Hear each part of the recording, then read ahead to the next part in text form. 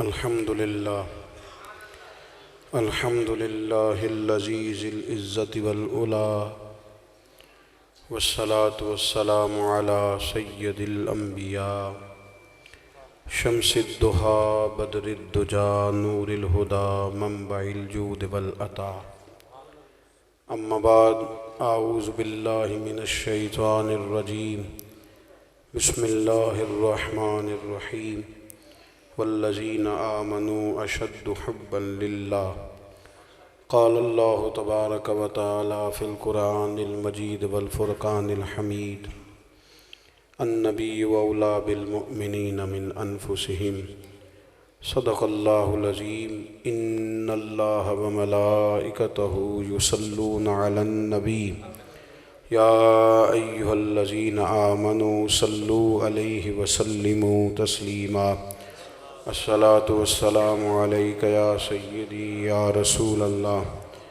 وعلا آلک واصحابک یا حبیب اللہ۔ سارے حضرات درود شریف پڑھیے، سارے حضرات۔ الصلاة والسلام علیک یا سیدی یا نبی اللہ وعلا آلک واصحابک یا سیدی یا رحمت للعالمین۔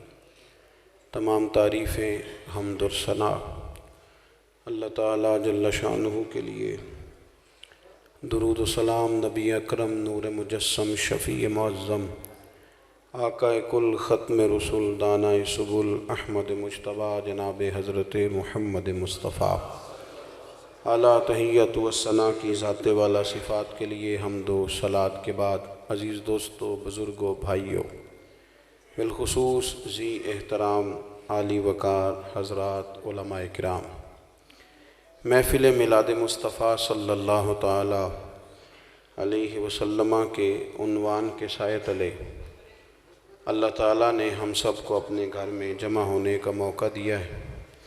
اللہ تعالیٰ نیتوں اور ارادوں کا اخلاص نصیب فرمائے، ہماری اس حاضری کو قبولیت کا درجہ عطا کرے، اس محفل پاک کو عقائد کی پختگی، اعمال کی درستگی اور ہمارے گناہوں کی معافی کا سبب بنا دے۔ چند گزارشات آپ کی خدمت میں عرض کرنی ہے۔ یہ انتظامیہ والے دوست اگر باتیں کریں گے تو ہماری کون سنے گا جی؟ اللہ آپ کو خوش رکھے، آپ لوگ بیٹھ جائیں اطمینان سے اور اب بات سنیں آپ، اللہ تعالیٰ آپ کو برکت دے، اللہ آپ کو جزائے خیر دے۔ میری بات پر توجہ کریں گے آپ حضرات۔ زندگی میں انسان جتنے بھی کام کرتا ہے ان کے دو ہی ان کی جہتیں ہوتی ہیں، یا تو اس کام کو بندہ بوجھ سمجھ کے کرتا ہے یا اس کام کو انسان محبت کے ساتھ کر لیتا ہے۔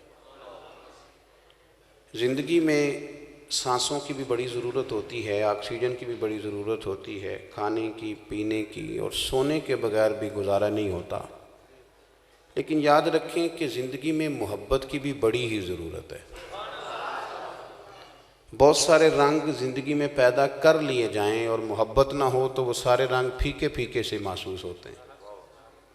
کوئی بھی کام ہے، آپ زندگی میں کوئی بھی کام اگر بغیر محبت کے کرتے ہیں تو بوجھ بن جاتا ہے، وہ تھکا دیتا ہے، وہ بندے کو مشقت میں ڈال دیتا ہے۔ چلیں اپنی مثال ہی دیتے ہیں، میرے ذمہ لگ گیا تھا 5 نمازیں پڑھانا، تو اب ایک جہت ایک معنی تو یہ ہے کہ یار بڑا مشکل کام ہے، سب سے پہلے اٹھنا پڑتا ہے، ہمیشہ وقت پہ جانا پڑتا ہے، ایک جہت یہ ہے، اور ایک یہ ہے کہ یار کمال نہیں ہو گیا، خدا نے توفیق دی ہے، سب سے پہلے اس کے گھر میں حاضری ہوتی ہے۔ کسی بھی کام کو جب آپ محبت میں لے آتے ہیں، پیار میں وہ کام آ جاتا ہے، آپ اس میں دیکھیں گھر میں سارا کچھ موجود ہو، مال بھی ہو، دولت بھی ہو، بچے بھی ہوں، آسائشیں بھی ہوں، اللہ تعالیٰ نے ساری نعمتیں دی ہوں، بس میاں بیوی کا اتفاق نہیں آپس میں، تو وہ گھر سارا بگڑ جاتا ہے، وہ عجیب سی تکلیف میں آ جاتا ہے۔ لیکن تھوڑا کھانا ہے، تھوڑے سے وسائل ہیں، کچا مکان ہے، لیکن گھر میں نہ سلوک کافی ہے، تو دکھ بھی اس طرح کٹ جاتے ہیں جیسے کبھی آئے ہی نہیں تھے، کٹ جاتے ہیں۔ آپ کسی ادارے میں ڈیوٹی کرتے ہیں، سیلری پیکج بھی بڑا اچھا ہے آپ کا، الاؤنسز بھی ملتے ہیں آپ کو، آپ خوش بھی ہیں، ڈیوٹی بھی آپ کی مرضی کی ہے، لیکن وہاں نا جو ادارے کا صدر نشین ہے، جو ہیڈ آف دی ڈپارٹمنٹ ہے، اس کے ساتھ آپ کے تعلقات ٹھیک نہیں رہتے، صحیح بات نہیں کرتا، تلخی سی ہو جاتی ہے، تو ساری آسانیوں کے باوجود کام پہ جانے کو دل نہیں کرتا، بندہ نہ تکلیف محسوس کرتا ہے۔ لیکن اگر محبت ہو جائے، تو اگر پیار ہو جائے، اگر کبھی یہ لائٹ بند کر لیں جی بس موبائل کی، اللہ خیر کرے۔ اور ویسے بھی سارے لوگ اگر ویڈیو بنائیں گے تو ہماری بات کون سنے گا جی؟ یہ اس کو معاذ اللہ آپ ہماری خود پسندی نہ سمجھ لیجئے گا، لیکن چلیں اتنا تو ہمارا اپنے اوپر حق ہے نا کہ ہم آپ سے کہہ سکیں کہ موبائل نہ دیکھیں، ہمیں دیکھیں، اتنی تو اجازت دے دیں نا آپ۔ یہ 2-4 لوگ بنا رہے ہیں، انشاءاللہ دے ہی دیں گے آپ کو، لیکن سارے اس کام لگ جائیں گے تو پھر کام رہ جائے گا۔ اللہ تعالیٰ آپ کو خوش رکھے۔ اور ویسے بھی فوٹو کا ثواب ابھی تک کسی مفتی نے نہیں بتایا، میں نے کئیوں سے پوچھا ہے کہ ایک فوٹو پہ کتنی نیکیاں ملتی ہیں، کسی نے نہیں بتایا۔ تو اس کو طاری تو نہ کریں، یہ تو ضرورت کے لیے جائز ہے، اس کو ہابی اور مشغلہ تھوڑا بنایا جائے گا۔ آپ میری بات پر غور کریں، تھوڑی سی باتیں عرض کرنی ہیں میں نے۔ محبت کے بغیر زندگی کے جتنے بھی کام ہیں، جتنے بھی، وہ سارے آپ کو پھیکے محسوس ہوں گے، آپ پر بوجھ بن جائیں گے، آپ تکلیف محسوس کریں گے۔ وہ کوئی دینی کام ہے یا دنیاوی ہے، اگر آپ اپنے کام سے پیار کرنے لگ جائیں، آپ کا کام محبت والا ہو جائے، آپ کا کام آپ کا شوق بن جائے، تو وہ کام کرنا آپ کے لیے سکون کا باعث بنے گا۔ وہ کام آپ کو تھکائے گا نہیں، آپ کو پریشانی نہیں ہوگی، آپ کو اپنا وجود کھینچنا نہیں پڑے گا، آپ آسانی محسوس کریں گے۔ میرے عزیز، اسی لیے میرے رب کریم نے انسانی فطرت کے مطابق فیصلے فرمائے۔ اللہ کے دست قدرت میں نا انسانوں کے دل، رب چاہتا تو سب کے دل دین کی طرف پھیر دیتا، لیکن اس نے کہا نہیں، جس نے آنا ہے محبت سے آئے۔ محبوب کو شانیں دے دی ہیں، فضل و کمال دے دیا، جود و نوال دے دیا، حسن و جمال دے دیا، یہ شانیں دے دی ہیں، اب انہیں دیکھو اور ان کے شوق میں دین کی طرف آؤ، محبت کے ساتھ۔ جب پیار کا تانا بانا ہو جاتا ہے نا محبت کا، کچھ لوگ ایسے ہوتے ہیں ان کے آپس میں تعلقات ہوتے ہیں، پیار نہیں ہوتا، ادارہ ایک ہوتا ہے، پیار نہیں ہوتا، جماعت ایک ہوتی ہے، بندے کٹھے رہتے ہیں، پیار نہیں ہوتا۔ کسی شاعر نے کہا تھا زندگی میں وہ بھی عجیب لمحہ تھا، وہ میرے ساتھ تھا پر میں تنہا تھا۔ پیار جو نہیں ہے، محبت ہی نہیں ہے، تو پھر وہ کچھ بھی نہیں ہے۔ نبی پاک صلی اللہ تعالی علیہ وسلم کی حدیث ہماری بات کو مضبوط کر دے گی اور ہماری بات حسین ہو جائے گی، سرکار کے فرمان سے مستند ہو جائے گی۔ الترغیب والترہیب میں حضرت ابو ذر غفاری رضی اللہ تعالیٰ عنہ اور سیدہ طیبہ حضرت عائشہ صدیقہ رضی اللہ تعالیٰ عنہ کی مرویات میں سے حدیث موجود ہے۔ اللہ کے حبیب صلی اللہ تعالیٰ علیہ وسلم نے صحابہ سے ایک دن پوچھا تھا، بتاؤ اسلام کی مضبوط گرہ کون سی ہے جس میں مسلمان آپس میں باندھ دیے جائیں، مضبوط گرہ؟ ایک صحابی نے عرض کی، حضور نماز۔ شارحین کہتے ہیں یہ اس لیے انہوں نے کہا کہ 5 وقت مسلمان مسجد میں جمع ہوتے ہیں، ایک دوسرے کا حال چال پوچھنا بڑا آسان ہو جاتا ہے، دکھ درد سے آگاہی ہوتی ہے، تو مسلمان ایک گرہ میں بند جاتے ہیں، نماز مضبوط گرہ ہے۔ حضور نے فرمایا تم میری مراد کو نہیں پہنچے۔ تو دوسرے صحابی نے عرض کی، یا رسول اللہ میرے خیال میں زکوٰۃ۔ غریب امیر سے لیتا ہے، امیر غریب پر احسان کرتا ہے، ایک دوسرے کے ساتھ تعلق بن جاتا ہے، بن جاتے ہیں لوگ اس گرہ میں۔ محبوب فرمانے لگے تم میری مراد کو نہیں پہنچے۔ تو ایک صحابی نے عرض کی، حضور پھر حج کیوں؟ ایک لباس، ایک بولی، ایک میدان، پوری دنیا کے مسلمان جمع ہوتے ہیں تو ایک گرہ میں بن جاتے ہیں۔ فرمایا تم میری مراد کو نہیں پہنچے، تو یا رسول اللہ پھر ہماری رعایت کر دیں، بتا دیں مضبوط گرہ کون سی ہے۔ تو محبوب فرمانے لگے اسلام کی مضبوط گرہ ہے اللہ کی رضا کے لیے محبت کرنا، اللہ کی رضا۔ تم پیار کرو، پیار کرو، وہ کسی سے کر لو۔ جس دور میں میں اور آپ رہ رہے ہیں نا، یہ پیار کا دور نہیں، یہ اعتراض کا دور ہے۔ کوئی چھوٹے سے چھوٹا اور بڑے سے بڑا آدمی آپ ڈھونڈ کے لے آئیں کسی بندے کے سامنے، اسے کہیں کہ ذرا اس پر تبصرہ کرو، تو کہے گا مجھے 3 خامیوں کا پتہ ہے، میں سب سے پہلے تمہارے سامنے وہ رکھتا ہوں، 97 خوبیاں تم چھوڑو، ان کی ضرورت ہی نہیں۔ اس کا نقصان یہ ہوا ہمیں کہ ہماری طبیعتیں رد عمل کے طور پر یا جواب کے طور پر یا جواب الجواب کے طور پر سخت ہو گئی، ہوتی ہوتی اتنی سخت ہوئی کہ مشرب مسلک بننے لگے، لوگوں کے خیالات اور نظریات ان کے عقیدے بننے لگے، ذاتی سوچوں کو لوگوں نے لوگوں پر مسلط کرنا شروع کر دیا، ذوقی باتوں کو بھی لوگوں نے فرض قرار دینا شروع کیا۔ خدا کے بندے، محبت زندگی کا حسن ہے۔ آپ نہ پیار والے بن جائیں، آپ محبت والے بن جائیں، آپ خلوص والے بن جائیں۔ حضرت عیسیٰ علیہ السلام گزر رہے تھے تو ایک شخص نے برا بھلا کہا، وہ کہہ رہا ہے معاذ اللہ ثم معاذ اللہ نقل کفر نہ باشد، وہ برا کہہ رہا ہے، حضرت عیسیٰ دعا دے رہے ہیں، اس نے پھر وہی بات دہرائی، آپ نے پھر دعا دی، اس نے پھر وہی بات دہرائی، آپ نے پھر دعا دی۔ تو ایک شخص کہنے لگا حضور وہ کیا کہہ رہا ہے، آپ کیا کہہ رہے ہیں؟ فرمانے لگے جو اس کے اندر سٹاک تھا وہ باہر آ رہا ہے، جو میرے اندر تھا وہ باہر آ رہا ہے۔ تو اپنا وجود اگر محبت والا بنا لیا جائے تو کم از کم جو ہمارے ارد گرد ہیں، جو ہمارے تعلق میں ہیں، جن سے ہم نے ملنا ہے، جن سے ہماری شناسائی ہونی ہے، وہ لوگ تو سکون میں آئیں گے کہ نہیں؟ وہ لوگ تو قرار میں آئیں گے کہ نہیں؟ دیکھیں نا، ماں باپ کو دیکھنے سے حج کا ثواب ہے، پر حدیث کے لفظ کیا ہیں؟ جس نے محبت سے ماں باپ کو دیکھا۔ نہیں سمجھ آئی بات کی؟ جس نے، بولیے، جس نے محبت سے، اس کا مطلب ہے کچھ لوگ نہیں دیکھتے محبت سے، ویسے بھی دیکھتے ہیں، کڑوے انداز میں بھی دیکھتے ہیں۔ فرمایا تو محبت سے ایک بار دیکھ، اللہ کامل حج کا ثواب عطا فرمائے گا۔ قرآن پاک نے نا ہمیں کہا کہ اپنے رب سے بھی محبت کرو۔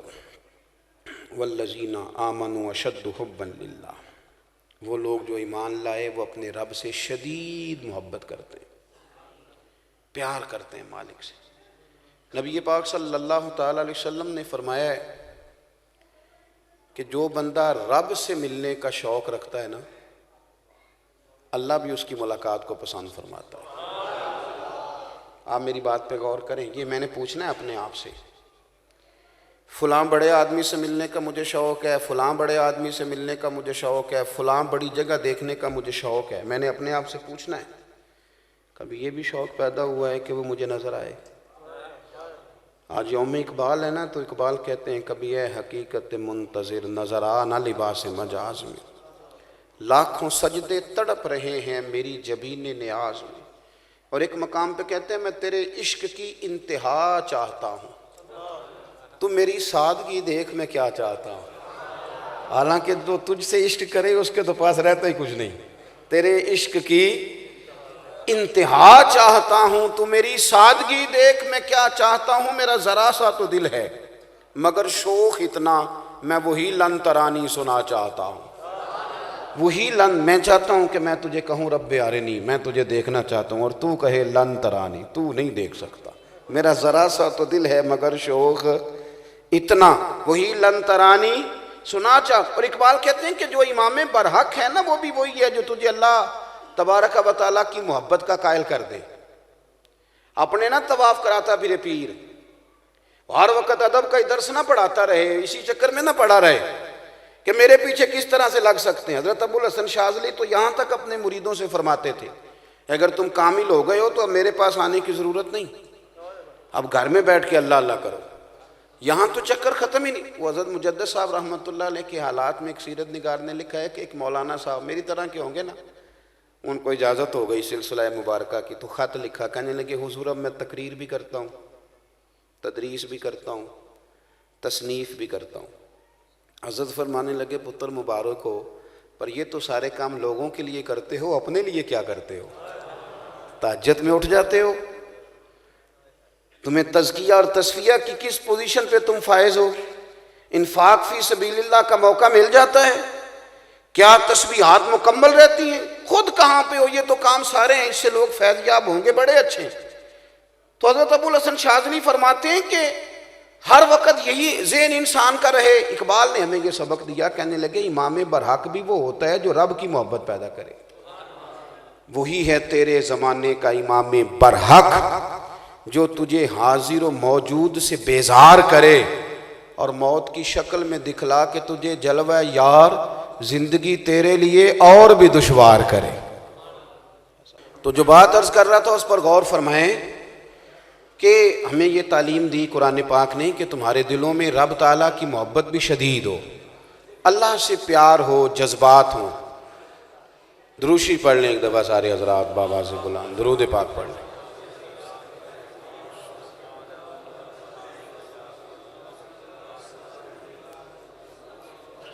الصلاۃ والسلام علیک یا سیدی یا رسول وعلی آلک واصحابک یا حبیب اللہ۔ الصلاۃ والسلام علیک یا آلک واصحابک یا حبیب۔ تشریف لائیں۔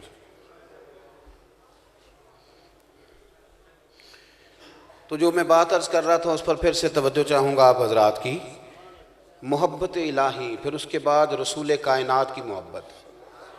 اسلام نے نا ہمارے لیے آسانی پیدا کی، ہمیں یہ سبق دے کر کہ تم نے نبی رحمت علیہ السلام سے محبت کرنی ہے۔ میں عرض کر چکا ہوں کہ جو کام بھی آپ محبت کے ساتھ کرتے ہیں، جو کام بھی، وہ آپ کے لیے آسان ہو جاتا ہے۔ نبی کریم صلی اللہ تعالیٰ علیہ وسلم کے ساتھ جب محبت کا رشتہ قائم ہوتا ہے تو دین پہ عمل کرنا آسان ہو جاتا ہے، آسانی محسوس کرتے ہیں آپ۔ بخاری مسلم دونوں میں حدیث موجود ہے، نبی پاک صلی اللہ تعالیٰ علیہ وسلم نے فرمایا 3 کام کرو اللہ تمہیں ایمان کا ذائقہ عطا کرے گا۔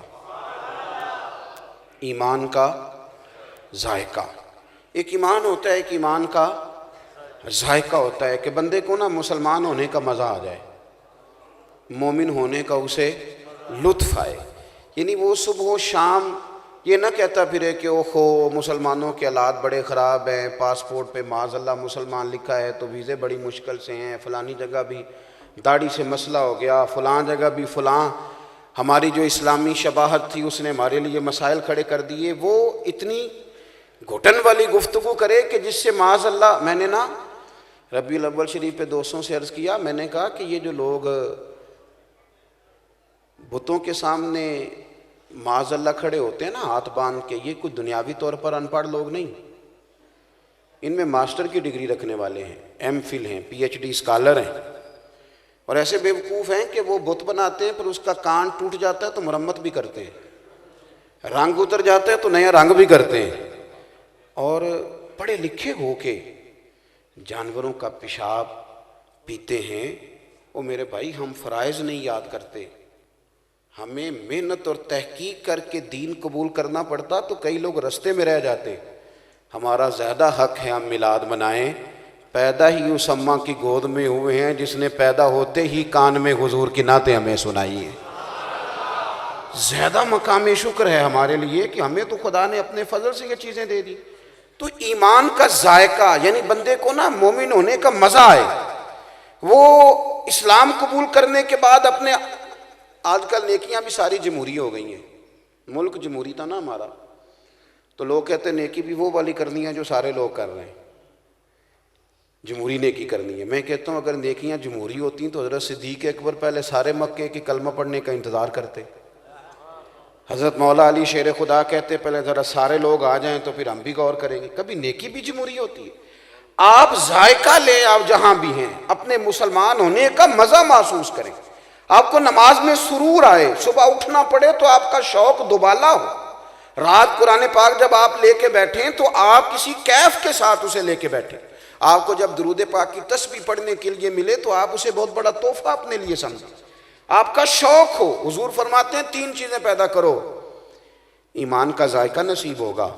فرمایا ایک تو ہر چیز سے بڑھ کر اللہ رسول سے محبت کرو، اور دوسرا فرمایا جس سے بھی محبت کرو نا اللہ رسول کے لیے ہی کرو، تجارت نہ کرو کہ وہ نیکی کرے گا تو میں نے بھی کرنی ہے، وہ میرے گھر آئے گا تو پھر میں بھی جاؤں گا۔ تجارت یعنی افطاری کرائی ہے رمضان میں تو وہ بھی ساری سیاسی کرا دی ہے، ان لوگوں کو بلاؤں جن سے میرے تعلقات ہیں، اگلے دن اخبار میں خبر لگی فلاں نے افطاری کرائی تھی، سیاسی اجتماعی بن گیا، اس کا بھی رنگ وہی بنا دیا۔ ایک تو ہر چیز سے بڑھ کر اللہ رسول سے پیار کرو، اور ایک جس سے بھی محبت کرو اللہ رسول کے لیے ہی کرو، آپ کے لیے آسان ہو جائے گا، آسان ہو جائے گا پیار کرنا۔ ورنہ تو پھر آپ پہلے غور کریں گے کہ یہ ہنس کے بولتا ہے کہ نہیں، یہ میری تعریف کرتا ہے کہ نہیں، یہ میرے حق میں ہے کہ نہیں، پھر آپ 2 قدم آگے بڑھائیں گے۔ اور اگر مقصود رضا الہی ہو تو آسان ہو گیا سارا کچھ۔ اور تیسرا حضور فرماتے ہیں ایمان لانے کے بعد کفر میں جانا اتنا ناپسند کرو جتنا تم آگ میں جانا ناپسند کرتے ہو۔ تمہارے سینے میں نا خیال ہو کہ یہ کافر ہے، یہ کفر ہے۔ ہمارے یہاں پوچھا جاتا ہے کافروں کے بارے میں سوال، لیکن اگر کافر غریب ہو تو، یہاں گلی صاف کرنے والا عیسائی ہو تو لوگ پوچھ لیتے ہیں کہ عیسائیوں کے ساتھ کھانا پینا جائز ہے، لیکن اگر امریکہ کا صدر آ جائے پھر نہیں مسئلہ پوچھتے، پھر کئی مولوی بھی چلے جاتے ہیں، وہاں پہنچ جاتے ہیں، کہتے ہیں چونکہ ہمیں مشیر بننا ہے، کوئی نہ کوئی عہدہ لینا ہے، لہذا اب چلے جاتے ہیں، اب مسئلہ بھی نہیں پوچھتے، اس لیے کہ اب وہ امیر ہے نا، اب پوزیشن اس طرح کی ہے کہ وہاں کون پوچھے کہ کھانا جائز ہے کہ ناجائز۔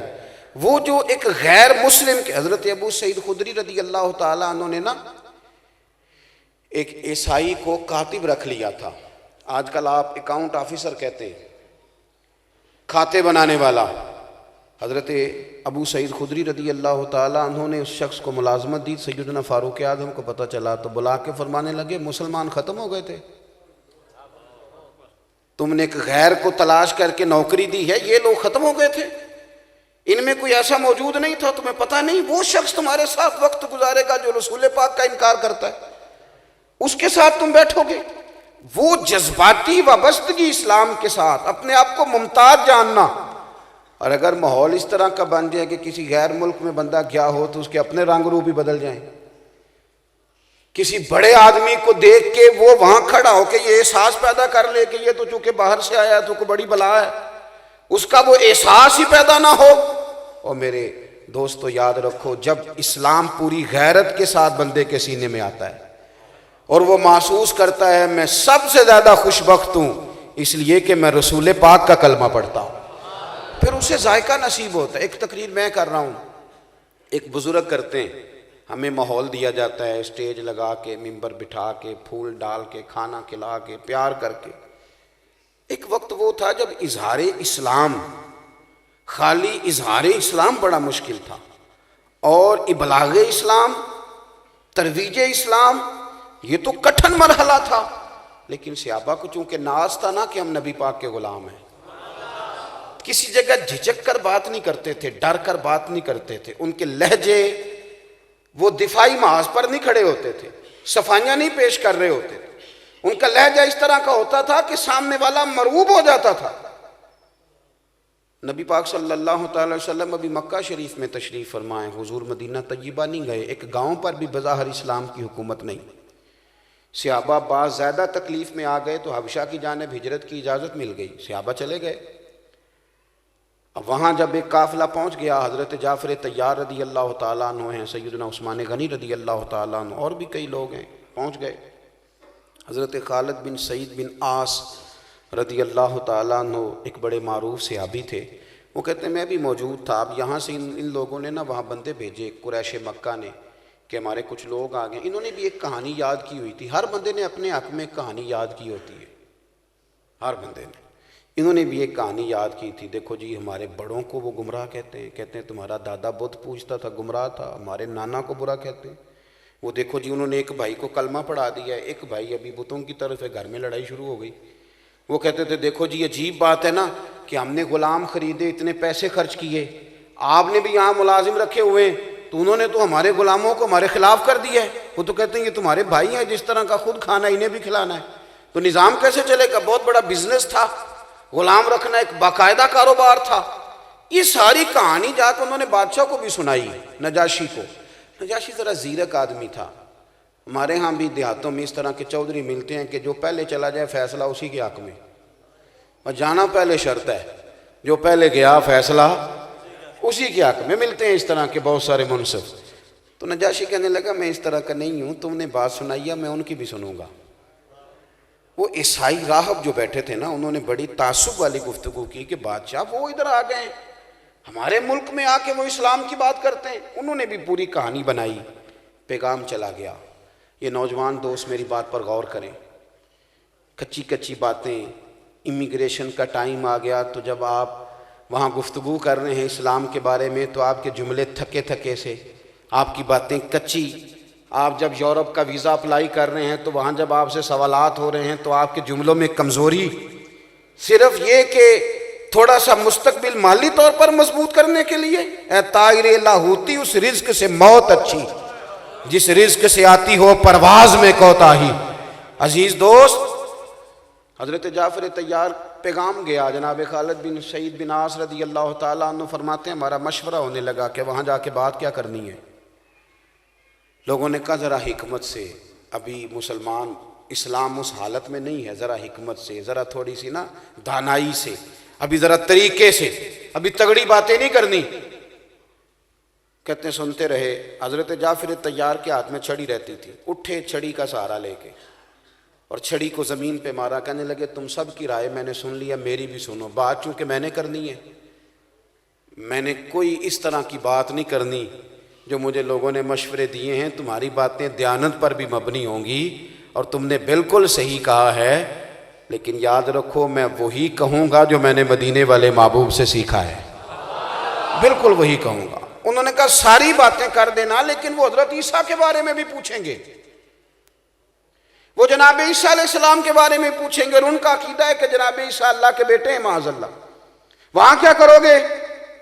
تو حضرت جعفر کہنے لگے وہاں بھی وہی بات کروں گا جو رب کا قرآن کہتا ہے اور محبوب کا فرمان کہتا ہے، سچی بات۔ جن نظریے کی لوگ زندہ ہی دنیا میں وہ رہتے ہیں جن کا کوئی نظریہ ہوتا ہے، جو ہوا کی طرح کبھی ادھر گئے اور کبھی ادھر گئے، رخ دیکھا آج کل ماحول کس طرح کا ہے تو وہی بات چھیڑ دی، وہ لوگ نظریاتی طور پر زندہ نہیں رہتے، وہ تو ہوا کے دوش پہ ہیں، جدھر کی چلے گی چلے گی۔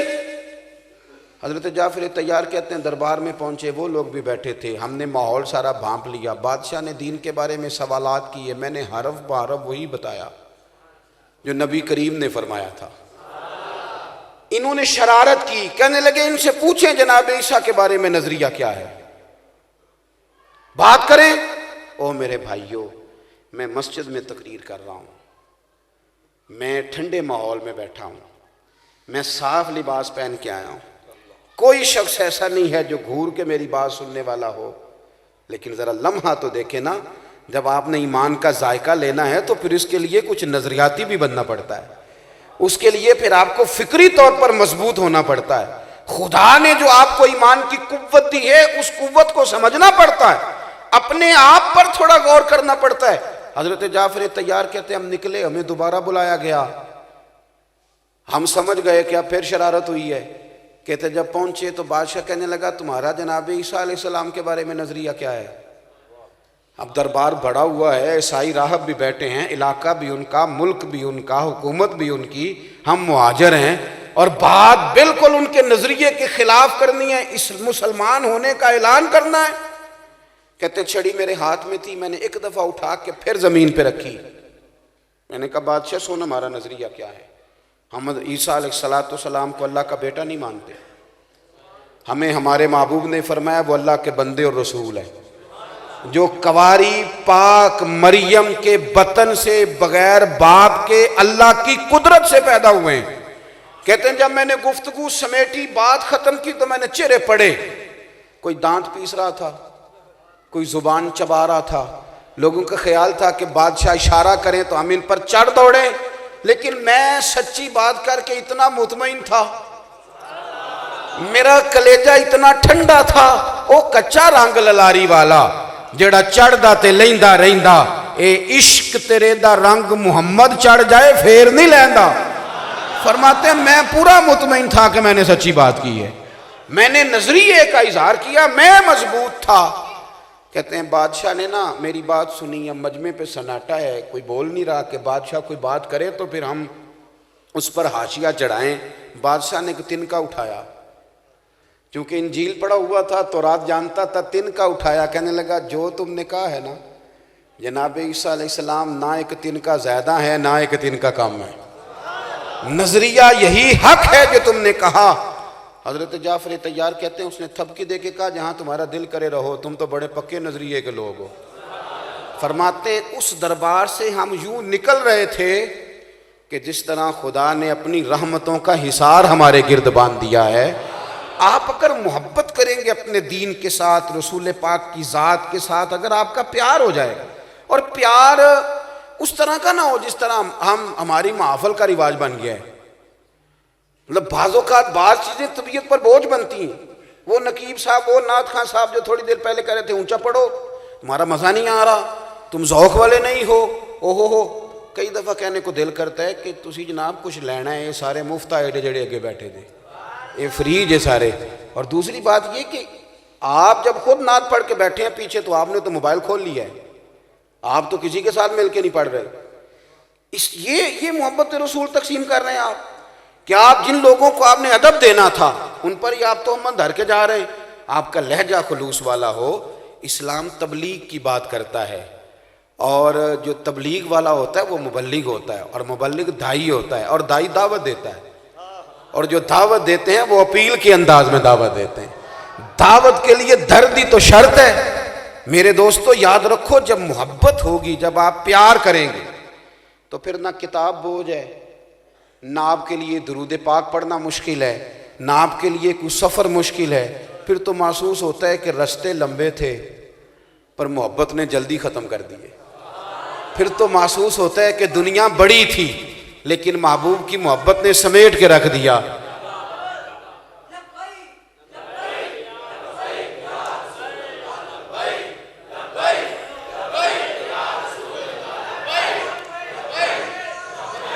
سنیں جی، میں نے بات سمیٹنی ہے، مجھے آپ موقع دیں۔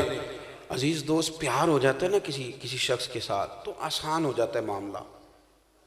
کئی لوگوں سے ہماری لڑائی ہوتی ہے، جھگڑا ہوتا ہے، بچپن میں، لڑکپن میں، اسکول دور میں بڑا لوگوں کو مارتے ہیں، بلکہ کئی دفعہ تو یوں بھی ہوتا ہے کہ دوستوں کے ساتھ جاتے ہیں کسی کو مارنے، ہمارا کوئی ذاتی جھگڑا نہیں ہوتا، بڑے معاملات ہوتے ہیں، انسان کمزور نہیں پڑتا۔ لیکن پھر وہی شخص ہے، اس کے گھر میں بیٹا ہوتا ہے، بیٹے نے بڑی سخت غلطی کی ہے، گمبھیر قسم کی۔ یہ شخص جو بچپن میں لڑاکا معروف تھا، لڑائی والا تھا، اس نے شدید اور بہت بڑی غلطی پر بیٹے کو 2 تھپڑ مارے ہیں۔ 2 تھپڑ مار کے تو خود ساتھ والے کمرے میں جا کے رونا شروع کر دیا۔ بھئی اب تجھے کیا ہوا ہے؟ وہ کہتا ہے پہلے بھی میں لوگوں سے لڑتا تھا پر اب اس کو تھپڑ نہیں لگے، اب تو میرے سینے پہ لگے۔ وہ بچی جو کل اعتراض کرتی تھی کہ فلانے کے گھر میں گئی تھی، صفائی نہیں کرتے جی، ان کے بچے نے پیشاب کیا ہوا تھا۔ دیکھو جی، وہ صفائی نہیں کرتے، انہیں پتہ ہی کوئی نہیں، مجھے گھن آئی ہے، مجھے تو کہہ آنے لگی تھی، فلاں کے گھر گئی تھی، پڑھی لکھی ہے، مالدار گھرانے، اعتراض کر رہی ہے۔ لیکن پھر رب نے اسے بیٹا دیا، اس کے بیٹے نے اس کی گود میں پیشاب کیا۔ اب بھی ذرا پوچھنا گھن آتی ہے؟ اب بھی پوچھنا کہہ آتی ہے؟ وہ کہتی ہے نہیں اب نہیں آتی۔ اس نے کہا تھا عشق ایک ڈھونگ ہے، اور میں نے کہا تجھے عشق ہو خدا کرے، پھر کوئی تجھے اس سے جدا کرے۔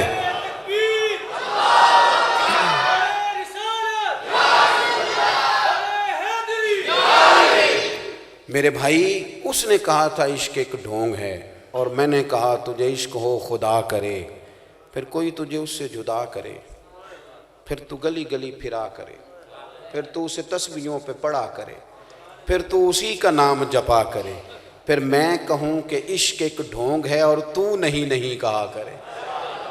جب تک پیار نہیں نہ ہوتا، یہ اتنی دیر تک ساری باتیں ہیں جب تک محبت نہیں ہوتی۔ روز پرچی آتی ہے کہ کیا واقعی صحابہ حضور کا لعاب دہن چہروں پہ ملتے تھے؟ بھئی آپ خشک ہیں، آپ کو سبق کچھ اور پڑھایا گیا، اور کچھ آپ کو اسباق دیے گئے ہیں، آپ کا وہ لہجہ نہیں، آپ اس عنوان کو بھی سمجھ نہیں سکتے۔ آپ کو کوئی دلیل دی بھی جائے گی تو ابھی آپ کا ہاضمہ برداشت کرنے کے قابل نہیں ہے۔ میرے عزیز، جب پیار ہو جاتا ہے، حضرت عتبہ رضی اللہ تعالیٰ عنہ فرماتے ہیں کہ نبی پاک صلی اللہ تعالیٰ علیہ وسلم تشریف فرما تھے، ایک غریب سے صحابی نے حضور کی زیارت کی، حضور کا چہرہ دیکھ کے عرض کرنے لگے حضور میں قربان جاؤں، چہرے پہ کچھ بظاہر نکاہت محسوس ہوتی ہے۔ تو محبوب فرمانے لگے میں نے 2-4 دن سے کھانا نہیں کھایا۔ غریبی حضور کی پسند ہے، مجبوری نہیں۔ فرماتے ہیں میرے ہاتھ میں تو اللہ تعالیٰ نے خزانوں کی کنجیاں رکھ دی ہیں، یہ حضور کی چاہت ہے، سادہ مکان نبی پاک کی چاہت ہے، یہ پیوند والے کپڑے یہ حضور کی پسند ہیں۔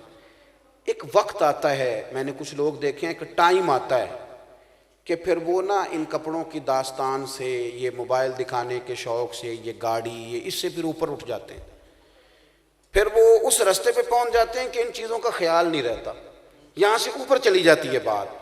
پھر وہ سمجھتے ہیں کہ اب ورنہ تو آپ کو پتہ ہے کچھ جوان ایسے ہوتے ہیں جو بیچارے آئینے کی بڑی منت کرتے ہیں کہ میں بڑی دیر سے کھڑا ہوں، تھوڑا سا جھوٹ بول دے کہ میں ٹھیک لگ رہا ہوں، اتنا تو ٹائم ہو گیا مجھے، پلٹ پلٹ کے دیکھتے ہیں۔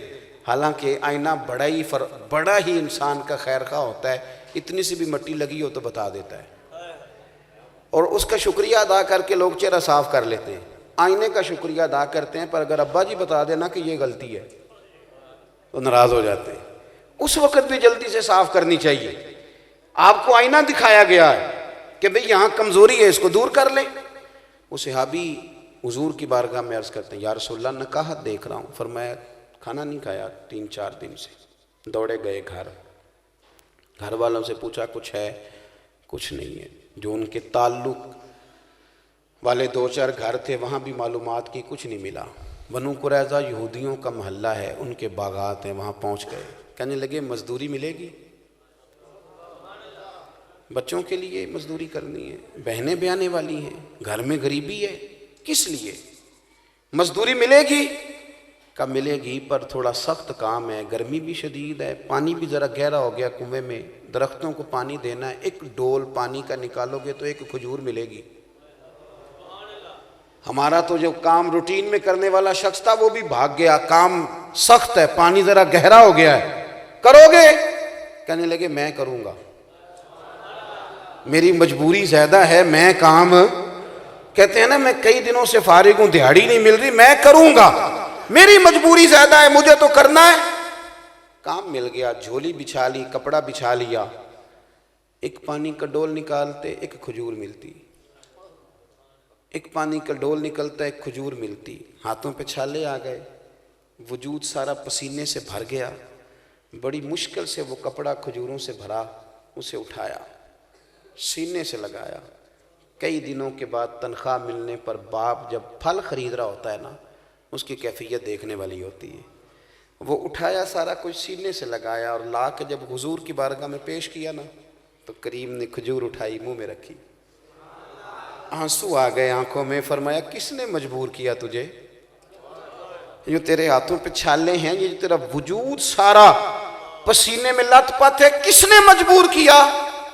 لمبے جملے نہیں، لمبی داستان سرائی نہیں، مختصر سی بات، سادے لوگ سادی بات عرض کرنے لگے حضور کبھی نہیں مجبور ہوئے، پر آپ کی محبت نے مجبور ہی کر دیا۔ حضور یہ محبت مجبوری بن گئی، یہ پیار مجبوری بن گیا، پتہ نہیں کس نے پہنچا دیا مزدوری کرنے، پتہ نہیں کس نے کرا لی، یہ مجبوری بن گئی۔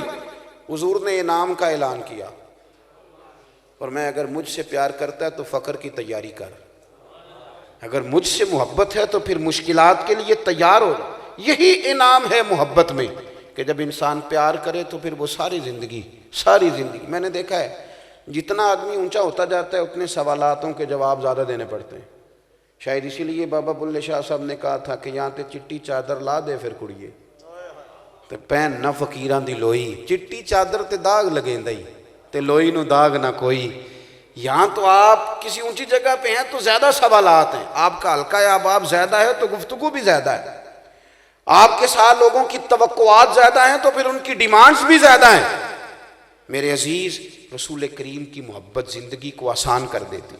اور پھر ایک بات عرض کروں، حضور نے نا سادگی کو، فقیری کو، محبت کو عملی صورت دی، عملی صورت۔ ہمارے ہاں بھی یہ باتیں کی جاتی ہیں لیکن ان کی عملی صورت نہیں ہوتی۔ گفتگو کی حد تک تو بہت سارے لوگ یہ بات کرتے ہیں، ہمیں روزمرہ میں جن سے ہمارے تعلقات ہیں وہ بھی کرتے ہیں، لیکن اس کی عملی صورت جب نہیں نہ ہوتی۔ حضرت زید بن حارثہ رضی اللہ تعالیٰ عنہ حضور کے غلام تھے، اتنا پیار تھا کہ لوگ سمجھتے تھے حضور کے بیٹے ہیں۔ محبوب نے درجہ ہی وہ دیا، حضرت زید کے بیٹے جو اسامہ بن زید تھے نا، تو حضور پتہ کیا فرماتے تھے، اگر یہ لڑکی ہوتا تو میں اسے زیور پہناتا۔ ان کے ناک سے رینٹ بہ رہی ہے تو محبوب نے کہا عائشہ ناک سے رینٹ نکل رہی ہے، سیدہ کہتے میں اٹھنے لگی تھی کہ حضور نے صاف کر دی۔ جب اس حد تک آپ غلام کے ساتھ آپ کا رویہ ہو، اس حد تک، یہاں تو میرے بھائی بندہ ہو بڑا سیاسی کارکن ہوتا ہے، بڑی اس کی بات ہوتی ہے، کہتے ہیں میرا سیاسی کارکن ہے، اور بندہ بہت قریب قرب والا ہوتا ہے، قرب خاص والا، بڑا ارادت مند ہے، بڑا اپنا ہے، اور اگر وہ کسی مشکل میں الجھ جائے تو لوگ کہتے ہیں یہ اس کا ذاتی معاملہ ہے۔ ذاتی معاملات میں نہیں بولتا، تو بھئی جب تک آپ کے دروازے پہ تھا تب تک اس کی ذات نہیں تھی ساتھ، تب تک آپ کا تھا وہ، اور اب اس کا ذاتی معاملہ ہو گیا۔ محبوب نے اتنی محبت کی، اتنا پیار کیا۔ جناب زید بن حارثہ بچپن میں کھو گئے تھے اپنے گھر والوں سے، کسی نے لا کے مکے بیچ دیا۔ سیدہ خدیجہ الکبریٰ رضی اللہ تعالیٰ عنہ کی بارگاہ سے ہوتے ہوئے حضور کی بارگاہ میں آ گئے۔ اس دور کا سب سے بڑا مسئلہ غلامی تھا۔ جب کوئی آدمی غلامی سے نکل جاتا تھا تو وہ سمجھتا تھا میں دنیا پہ آ گیا ہوں۔ غلام کی کوئی زندگی نہیں، اس کے پیسے کسی نے دیے ہوئے ہیں، اور غلام کا آزاد ہونا، اس لیے نبی پاک صلی اللہ علیہ وسلم نے اس کرب کو محسوس کرتے ہوئے فرمایا روزہ توڑ لیا تم نے، چلو 3 غلام آزاد کرو، فلاں غلطی کی، چلو 3 غلام آزاد کرو، کیونکہ غلامی سے آزادی بہت بڑا مسئلہ تھا۔ حضرت زید بن حارثہ کے والد چچا، یہاں ایک روایت میں ان کے بھائی، پتہ چلا کہ ہمارے بیٹے حضور کی بارگاہ میں ہیں، تو وہ پیسے لے کے آئے، اور واقعہ بھی اعلان نبوت سے پہلے کا، پیسے لے کے آئے، حضور یہ پیسے رکھ لیں، ہمارا بیٹا آپ کے پاس ہے، واپس کر دیں۔ تو سرکار فرمانے لگے زید کو بلاتا ہوں نا،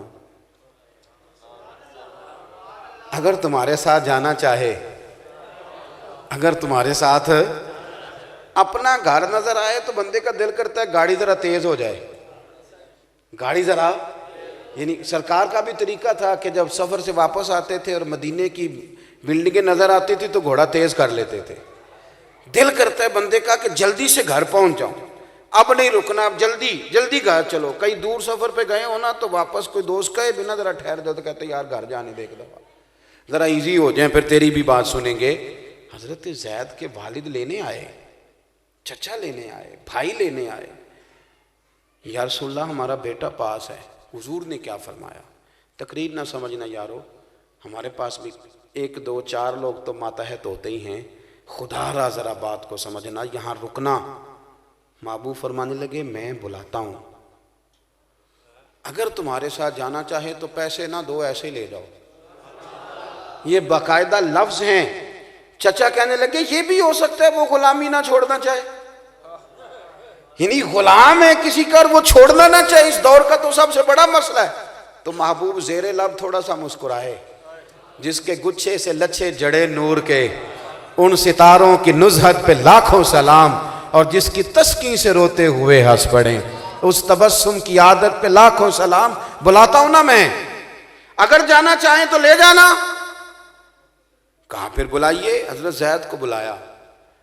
محبوب فرمانے لگے تمہارے والد اور چچا ہیں۔ دوڑ کے گئے، سینے سے لے گئے، بیٹا تیری ماں روتی ہے، بہنیں یاد کرتی ہیں۔ وہ بھی کھل کے روئے۔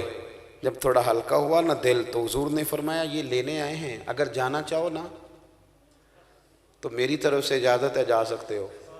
حضرت زید وہاں کھڑے تھے، دوڑ کے حضور کی بارگاہ میں آئے، کہا یا رسول اللہ پیار بڑا ہے پر آپ کو چھوڑ کے تو نہیں نہ جانا، یہ تو نہیں نہ ہو سکتا، تیرے قدموں میں جو ہیں غیر کا منہ کیا دیکھیں، اور کون نظروں پہ چڑھے دیکھ کے طلبہ تیرا۔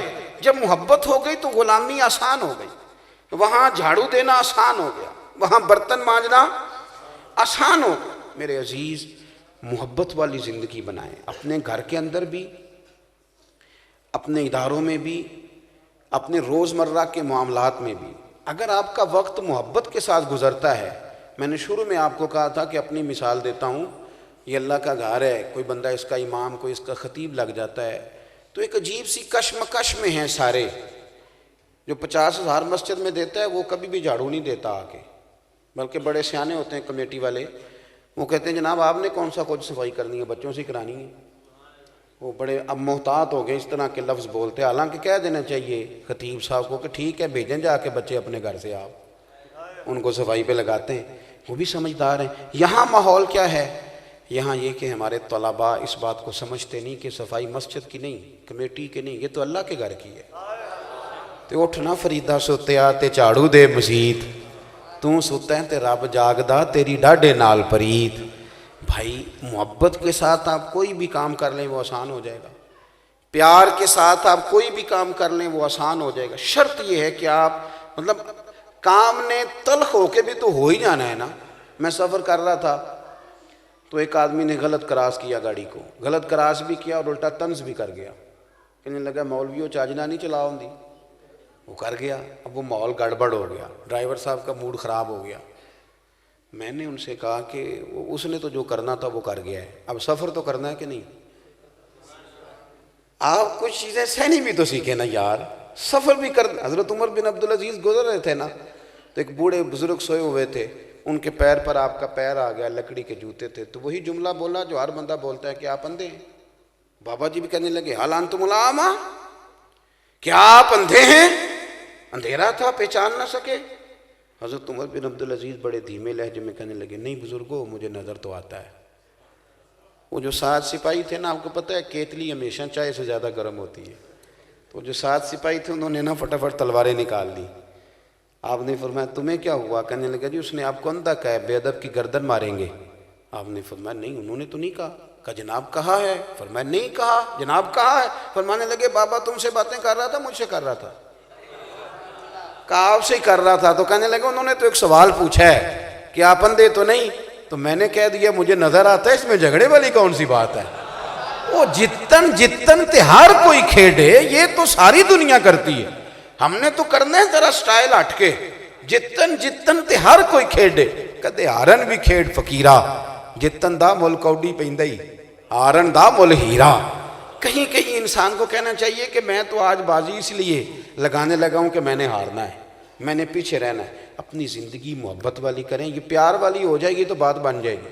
اگر اس میں محبت نہیں آئے گی تو رنگ پھیکے ہیں، انداز کڑوے ہیں، کسیلے ہیں، اس میں کمزوری آئے گی۔ اللہ کے حضور دعا کرتا ہوں مالک کریم ہمیں محبوب پاک کی سچی محبت عطا فرمائے۔ اللہ تبارک و تعالی مرکزی ادارہ فیضان ابو البیان علیہ رحمہ، ان کے کارکن، میں بھی کئی سالوں سے آ رہا ہوں، بڑی محنت کرتے ہیں یہ شہزادے، اور جب تک مولانا صرف مولانا ہوتے تھے ساتھ حاجی نہیں تھے، اس وقت بھی خوب کام کرتے تھے، اور اس کے بعد اور اللہ نے برکت دے دی، ایک نام اور بڑھ گیا، بڑا خوب یہ جد و جہد کرتے ہیں۔ اللہ تبارک و تعالی حضرت شاہ صاحب کی سرپرستی میں ان حضرات کی کوششوں کو قبولیت کا درجہ عطا فرمائے۔ آخر دعویٰ یعنی الحمدللہ۔